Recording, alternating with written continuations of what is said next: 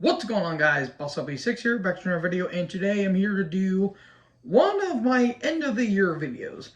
Now, when I say end of the year, I'm not saying these next few videos I'm making are going to be my final ones of the year.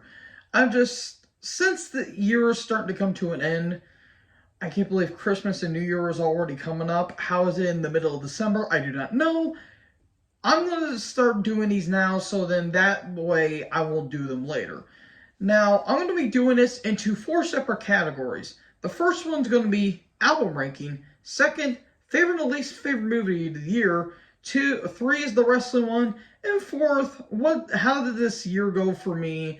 You know, the good, the bad, the ugly, whatever. And I'll be shouting out a lot of people that have meant a lot to me this past year. So, with that being said, let's get into the album rankings. Now, last year, I didn't listen to a lot of stuff. I listened to 6 albums, and I did a little bit of a ranking there. And I did it like from worst to best. Here, I'm going to be doing album tier ranking. And I listened to a couple more albums this year than I did last year, but it still wasn't enough. I did listen to 10 albums, which I feel like is kind of an improvement in some ways. And, yeah, let's just get into it. So I have an A tier, B tier, C tier, D tier, and F tier. And spoiler alert, there's no F tier. Even though if I wanted to, I would have probably done Pfeiffer Death Punches Afterlife. Probably Lorna Shore's Pain Remains 2. And I'm sorry, folks, but Ozzy Osbourne's latest album, Patient Number 9, is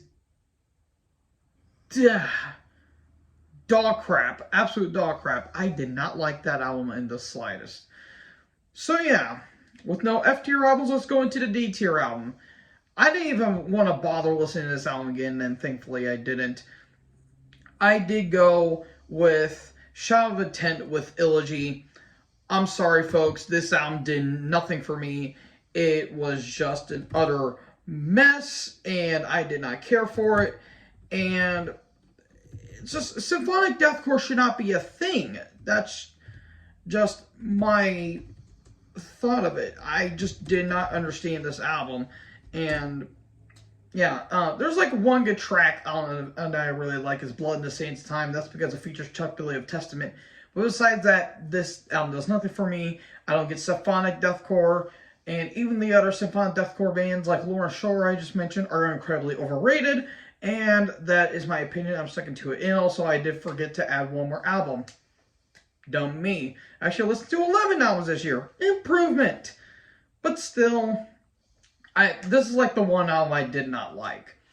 So out of the D tier, let's go up to the C tier. Now, this one I did change my opinion on. There's a couple albums I did change my opinion on.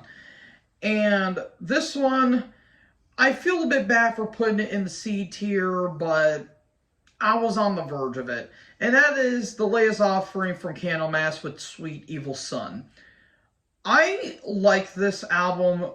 It's just the middle of the road album. It's by far the weakest of Johan Lindqvist's entire era. But I don't think it's bad. A lot of people say it's a little bit meh. I think it's good, just not great. There's some really good tracks. But the problem is that the production's very weak. The songwriting's a little bit all over the place, and I feel like it's not cohesive. It doesn't have like it feels like it's schizophrenic in some ways, and I really hate saying that because I really love this band. This is one of my favorite, if not my favorite, doom metal band of all time, and it sucks I had to rank it here, but it's my opinion. I'm sorry, I'm not changing it. It's not bad. It's just the weakest of the Johan Lindqvist era. So from that, we go up to the B tier.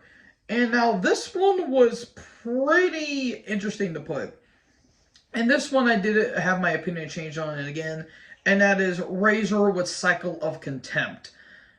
Man, a lot of people did not enjoy this album. A lot of people say this is disappointing. I can understand that aspect, but to say this is outright bad, I do not agree with that. I think there are some really good songs on it, but I will agree with everyone. Production's weak, the lyrics are a little bit stupid, and it feels like at times you can't really hear the guitars. But At the same time, there's a lot of good riffs here. And there's a lot of interesting, dynamics with this. Like, it's not like full blown, like full speed ahead, pedal to the metal, as Razor is known to do with with albums like Malicious Intent or Evil Invaders or even Violent Restitution. There are some different dynamics here. Like there's a little more groovy stuff, but it's a little bit more hardcore at points, especially with like the vocal approach. And I will say Bob Reed, he sounds a lot like Lemmy, which is kind of weird to hear, but there's some really good tracks I do like. Like I do love the title track, Jabroni. King Shit's pretty fun. I do like Flames of Hatred. I really love the bass line in that. And A Bitter Pill is a very big standout to me. There's some good tracks. It's just, in all honesty, it's a bit wonky, but I enjoy it for what it is. Next up, we have an album that shocked the holy hell out of me, and a band that I did not think I was going to be praising until they came out with a beast of an album this year, and that is Megadeth, The Sick, The Dying, and The Dead. Now, people are going to be looking at me like I ranked this a little too low, but I still have one or two issues with this album, and I'll get to that here in a little bit. I would never thought in a million years I would be able to praise Dave Mustaine's vocals, because when I was growing up, I thought they were cool, even though they were a bit weird. But as time went on, I did not like his vocals, and I still don't like his earlier vocals. With that being said, he sounds phenomenal on this album. Like, he's got that very harsh bite to it that is just absolutely amazing. And he did recently beat Cancer, which good. Cancer's a bitch. But this album is one of the fastest Megadeth albums that they've released in a long, long time. Like, it was trying to be... Like this album was what Dystopia was trying to be. It was trying to be back to the old school Megadeth roots, but, with new found blood. Unfortunately, Dystopia didn't hit the mark. With this one, I think Kiko and Dirk had a lot of great parts into it. And I may not like Dave Mustaine's vocals. I will not deny him as a riff machine, because this dude riffs his cock off on this album, especially with songs like Dogs of Chernobyl, Sacrifice, Killing Time. Night Stalkers is one of my most listened to songs of this year. It is one of the fastest and one of the most aggressive songs that the band's ever done. And Dirk does full of blast beats on this album. It's absolutely insane. He is one of the fastest drummers you'll ever hear in recent memory. And he was, I think, it was either him or I think it was Kiko that was in Angra, which is another kind of underground metal band. Phenomenal stuff. The leads are a really good trade-off. We'll Be Back's got really cool, really unique choruses, even though I didn't like it initially. Life in Hell, even the a little partnership with Sammy Hagar, I thought that was a really good one too. This is an absolutely phenomenal album in the Megadeth catalog. I think it is their best in almost 15 years. It's probably their best since Endgame, and yeah, I cannot stop praising this album enough. So yeah, Megadeth, The Sick, The Dying, and The Dead. And now we finally get to the last one of the B tier category, which is Cult of Luna's The Long Road North. Wow, you want to talk about atmosphere and weird, almost uncomfortableness? This is the album for you, because this thing is bleak, sludge, almost downright depressing at some points. This thing is just almost just an uncomfortable listen. I'm sorry if you hear a little bit of noise in the background. My producer joined me, and she's on my bed. So anyways, back to this album. God, jeez, this album's haunting. It feels like you're on this roller coaster ride from hell, and you're entered in this weird space station where it's like something out of Alien. Like, this sounds like something to like an Alien soundtrack. There's not a lot of standout tracks, but when you have something that has a lot of emotional atmosphere, you're immediately going to get my attention, because I really do crave that stuff. So yeah, this album was absolutely amazing stuff. It is sludgy post-metal at its finest, and I'm really interested to see what they're going to go from here. So overall, good job, Sweden. And now we enter the good stuff with the A tier, and this is basically my top six. And these albums can kind of be interchangeable, but I really, really, really dig these albums. So we're gonna kick off with is Tony Martin with Thorns. A very underrated album that came out this year, and I did not see a lot of people really talk about this album. I feel like I was one of the very few people that talked about it because it's Tony Martin, and everyone likes to forget about the Tony Martin era of Black Sabbath. This album was absolutely beautiful. I mean, from the opening of Set the World Afire, it's just absolutely amazing. Now, not everything on this is perfect, but I think Tony Martin really, really, really shined on this album. Like, he has those beautiful melodies that has a very good 80s feel. Like, if you want some classic 80s melodic metal, this is certainly the album for you. And a little bit of Sabbath thrown in there too, because this thing can get doomy at some point. It's kind of got like the doomy feel. It's got a little bit of a thrashy vibe, a little bit of a speed metal vibe here and there. But this is a classic traditional 80s metal album. Like, it's something that will belong on, I wouldn't say like a Dokken, but like maybe of like an Icon album, or something like that. Like a very classic traditional 80s metal album, and I am all for that one. So yeah, good stuff. And then we get into an album that I did not like at the beginning, but I sincerely apologize for whatever the hell I was smoking whenever I first heard this album. And that is Immolation with Acts of God. When I first heard this album, I did not get into it. I didn't enjoy it. I didn't say I hated it, but I didn't get into it. I appreciate it for what it is, but I didn't like it for what it was. And it's probably because I was probably a little bit burned out because I was listening to a few albums at that point, and also work and my mental health and all that stuff. But when I listen to this album again, I would love to take my criticism back. I will respectfully take my criticism back, because sweet mother of God, is this thing evil. This thing is demonic. And Ross Dolan puts on a guttural performance. I mean, this dude, you take like Morbid Angel, Dave Vincent of like Covenant era, and you throw in a little bit of Steve Tucker, but have a little bit of a Black and feel. That's what Ross Dolan is. This dude sounds evil, absolutely sinister on this album, and he just sounds something that came out of hell. Noose of Thorns, Blood In, Shed the Light, Age of the Light, An Act of God. Just Overtures of the Wicked is one of the most heinous, like, I wouldn't say heinous, but one of the most evil songs on this entire album. That thing is like sour lemons in your mouth, stink face. That's all I can think of when I heard this album again. It's like, oh, So yeah, Immolation, Acts of God. I cannot talk about how much I really love this album on the second watch or second listen. And then we get to an album that a lot of people say is disappointing. I respectfully disagree with that, and that is Slipknot with The End So Far. I was anticipating this album, but I wouldn't say my expectations were too high. They were kind of in the middle when I first heard the first three singles. And when this full album dropped, I am so glad that this thing exceeded my expectations, because this is one of the most chaotic bands I've ever heard.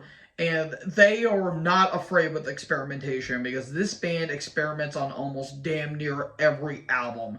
Like, when they started at nu metal on their self-titled, then they went more atmospheric on Iowa, and then they went more melodic on Volume 3, and then they had a little weird transition where they went even more melodic, even more progressive on All Hope Is Gone, and then when Point 5 The Great Chapter, that's a lot more emotional, because Paul Gray died, and that's when Joey Jordison left the band. And then We Are Not Your Kind, where they try to go back to their old school roots, which it worked in some ways.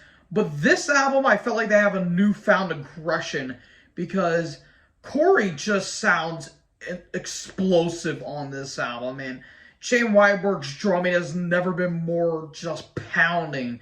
And the guitar tone can decapitate cattle in a heartbeat. I mean, this thing, if it goes full on death metal.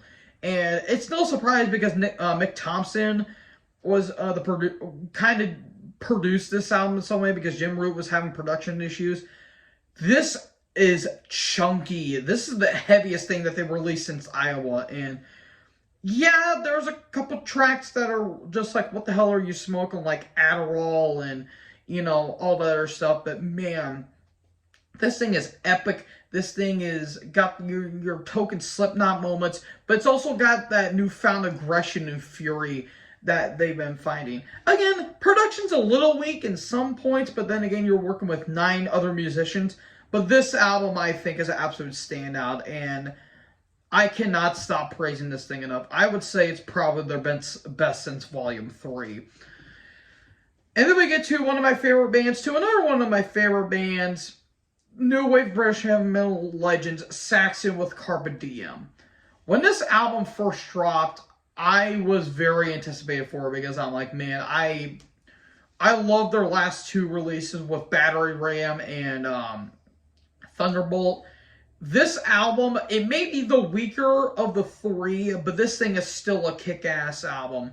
Just from the opening of the title track, the kind of sludgy progressiveness of the Pilgrimage, Age of Steam, Supernova's got a very good like speed thrash section, Living on the Limit, just so many great tracks. Classic Saxon, awesome production by this record. Another standout and one of the most classic metal bands of the past century.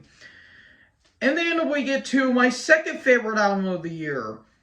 This album, when I first heard it, I'm like, there's no way this album's going to get beat. And it did. Voivod with Secret Anarchy. Sweet Jesus Christ. I've never heard an album so fun in my entire life. This is one of the weirdest bands I've ever heard to because Voivod started out as one of the original 4 of the Canadian thrash scene with Sacrifice Annihilator and Razor. But they went alternative, then they went a little more jazzy, and just this album has all of those and then some. Like you got your more thrashy moments, then you have a little bit of your weird groovy moments, then you have a little bit of funk melt elements, and then you got more, I would say more, you got more of the progressive elements, then you got more of the weird jazz fusion. It is such an odd album, and I cannot stop smiling about it. This album is absolutely balls to the wall, random as hell, but I love it. I love weirdness in my music. Which brings us to my favorite album of the year, Soulfly with Totem. I did not think I was going to like an album by a band that originally started as nu metal, then went more groove metal, and then put out this absolute monster of an album. Max Cavalera is a genius, full on, full stop. This is a death thrash masterpiece. You got more of the groove elements, but it's more thrash and more death metal in my opinion. This thing is atmospheric as all hell. The drum work is absolutely brutal.